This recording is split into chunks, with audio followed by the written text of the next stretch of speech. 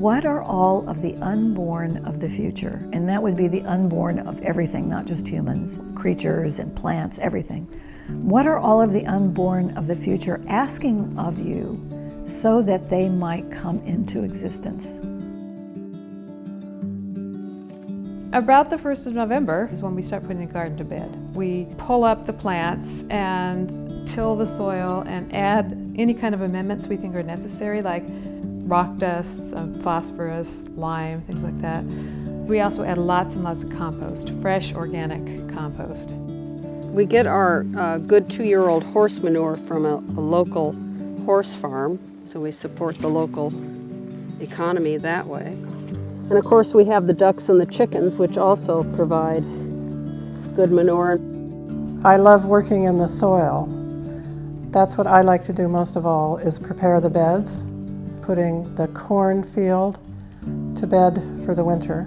So I took out all of the corn stalks, put in the amendments, and rototilled it, and put on the composted manure, and covered it with, hay, and I really enjoy doing that. By Thanksgiving, the garden is hopefully prepared for the winter. We say the garden has gone to bed. And then comes the best part of the year in some respects, which is dream time, winter dream time.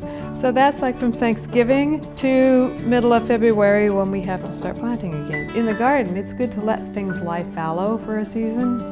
And that's kind of what we're doing during those 3 months. We're letting ourselves lie fallow. We have a really much more relaxed schedule. We spend a lot of time in silence.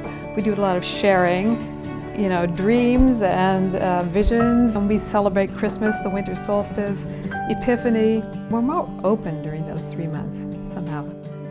We're not so focused on the outside, so we can go in.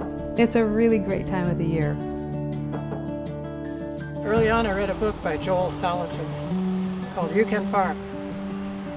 It's true, anyone can farm.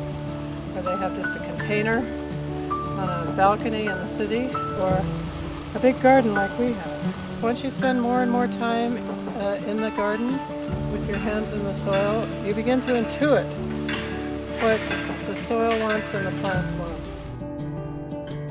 I like to say that the very first Eucharist was when the first prokaryotic cell somehow learned to eat the sun and hold that energy so that it could be released later. That was a really new and amazing development in the story of life.